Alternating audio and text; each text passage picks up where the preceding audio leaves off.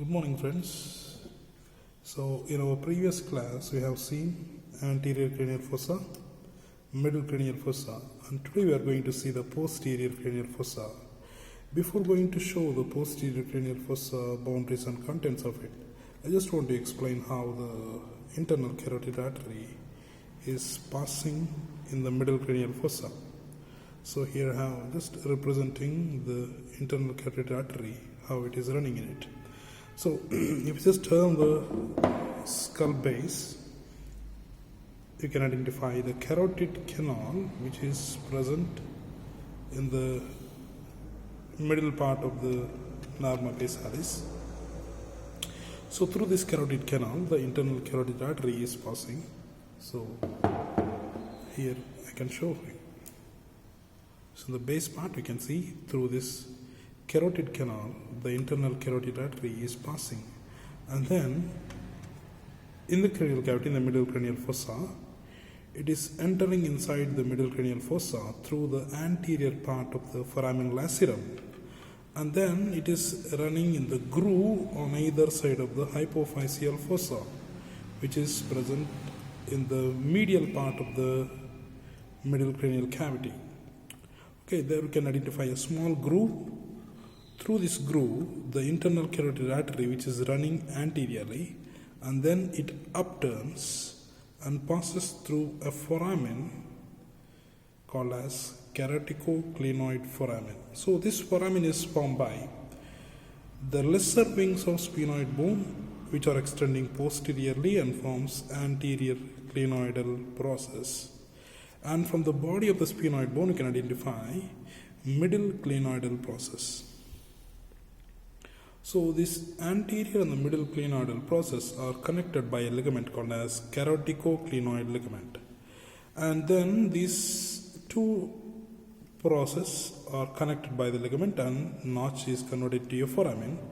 Through this foramen, the internal carotid artery is passing and then runs upwards and backwards. And then it is giving branches, the middle cerebral artery, anterior cerebral artery and all. Okay, so that we will see later.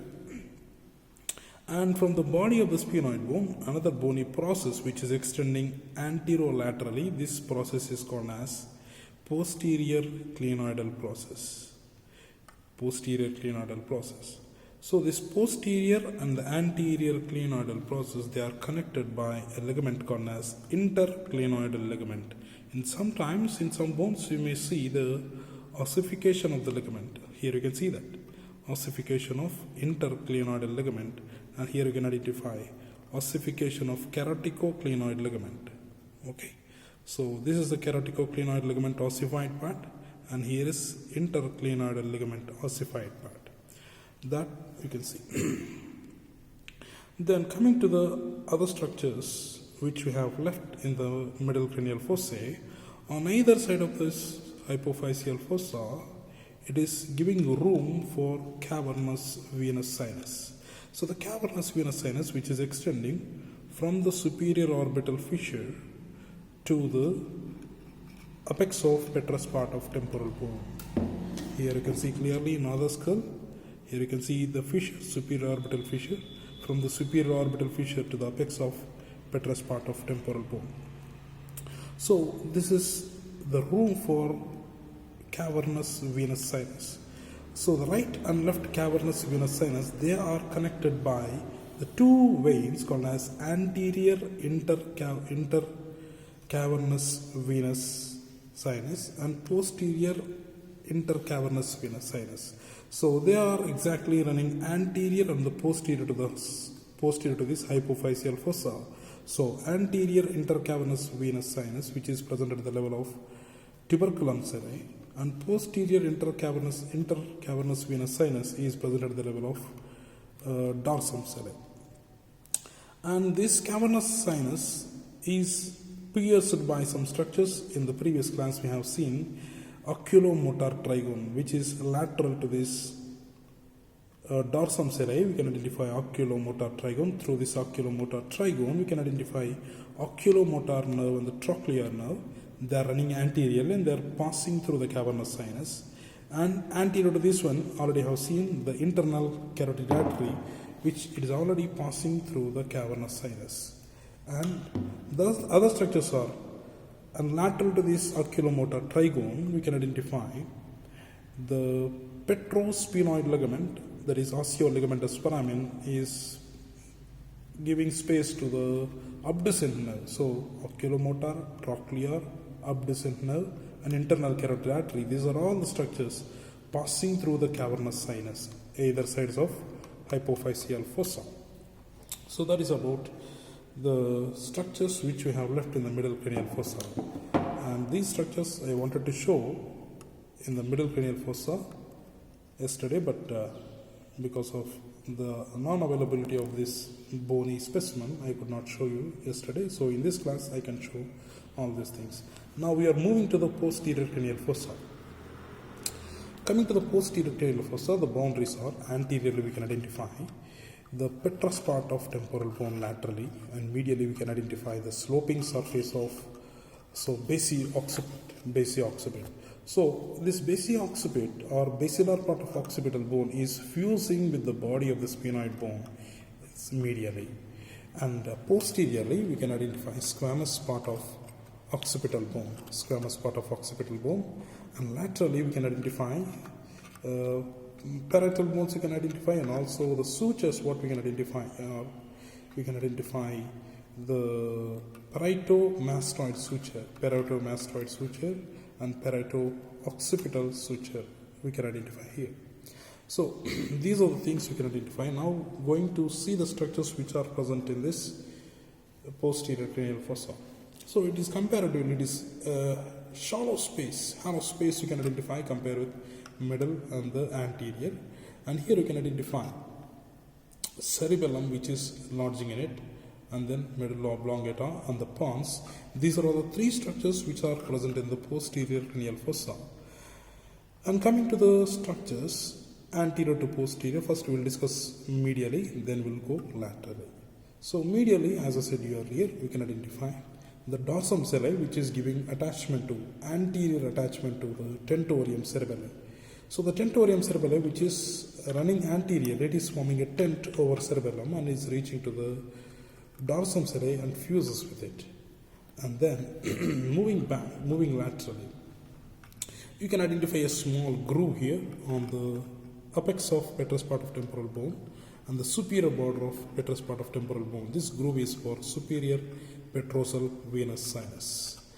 And moving down, we can identify just below this dorsum cerebelli, we can identify the sloping surface called as clivus. This sloping surface is called as clivus. This clivus, which is giving attachment to some structures, one is membrana tectoria, and anterior surface of the pons and medulla, anterior surface of pons and medulla. And we can identify the apical ligaments which are present in it. They are related to this clivus, sloping surface of basilar part of occipital bone. Then moving lateral to this, we can identify a small tubercle called as jugular tubercle. This tubercle is called as jugular tubercle. And moving back, we can identify the large foramen called as foramen magnum. So already have discussed about the foramen magnum in the norma basalis. So once again we will see that anteriorly, as we have discussed in the norma basalis, anterior part is called as osteoligamentous foramen, and posterior part is called as neurovascular foramen. And then moving back posteriorly, posteromedially, what are the structures are present? So posteriormedially, we can identify internal occipital protuberance, where we can identify the confluence of sinuses, means the superior sagittal sinus, which is extending from the anterior cranial fossa, and it enters into the vault at the internal surface and is ascending upwards and backwards and reaches to the internal occipital protuberance. And then superior sagittal sinus normally joins with the right transverse sinus. So here you can identify the grooves clearly. These are the grooves for the venous sinuses. So here you can identify internal occipital protuberance, and then here you can identify the confluence of venous sinuses, And then below this one you can identify internal occipital crest. And here we can identify occipital sinus, which is present at this level, occipital sinus. So confluence of venous sinus, and this is a groove for right transverse sinus, and this is a groove for left transverse sinus. So these are the structures we can identify in the posterior medially. Again, we are coming lateral to the structures. What are the structures we can identify laterally in the posterior cranial fossa? So lateral to this one, you can identify the posterior surface of the petrous part of temporal bone. So posterior surface of petrous part of temporal bone, we can identify a foramen over here. So this foramen is called as internal auditory meatus or internal acoustic meatus. In this individual temporal bone, you can see clearly this is the internal acoustic meatus or auditory meatus, where the 7th cranial nerve and the 8th cranial nerve, that is facial and vestibulocochlear nerve and labyrinthine artery, these are all the structures which are passing through the internal auditory meatus. So the facial nerve is passing through the internal auditory meatus and emerges outside through the stylomastoid foramen. So the longest osseous canal, which is lodging the facial nerve. Here you can see the facial nerve which is coming out through the stylomastoid foramina. And then the posterior surface of petrous part of temporal bone, you can identify the superiorly, you can identify the groove, it is lodging superior petrosal sinus. Inferiorly, we can identify a notch. Which is present between petrous part of temporal bone and occipital bone. So this groove is called as petro-occipital groove, which is lodging inferior petrosal sinus. And then moving down, we can identify the foramen called as jugular foramen. So this jugular foramen, which is giving space to the 9th, 10th, 11th cranial nerves. So the upper part, which is giving origin to, which is passing 9th glossopharyngeal, 10th vagus, and 11th spinal accessory nerve. These are passing through the upper part. Whereas, as we have discussed earlier, the transverse sinus, which is extending laterally and reaches to the occipitomastoid suture, at this point that converts into the sigmoid sinus. So the sigmoid sinus, it is a groove we can identify on the petrous part of temporal bone. This groove is called as groove for sigmoid sinus. So in this groove, sigmoid venous sinus, which is lodging and then drains and opens into the internal jugular vein. So here you can see the groove for sigmoid sinus and the lower part which is giving space to the internal jugular vein. These are the structures we can identify in the posterior cranial fossa. Other structures what we can identify are other foraminas. On either side of the foramina magnum, we can identify the two foraminas which are present just below to the jugular tubercle. So this foramina is called as hypoglossal canal. You can see here.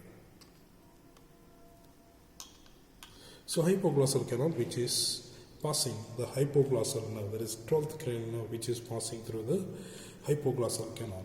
And sometimes, as we have discussed, posterior condylar foraminas are present. We can see it from the base. So the emissary vein, which is passing through the posterior condylar foramina, and it appears lateral to this jugular tubercle.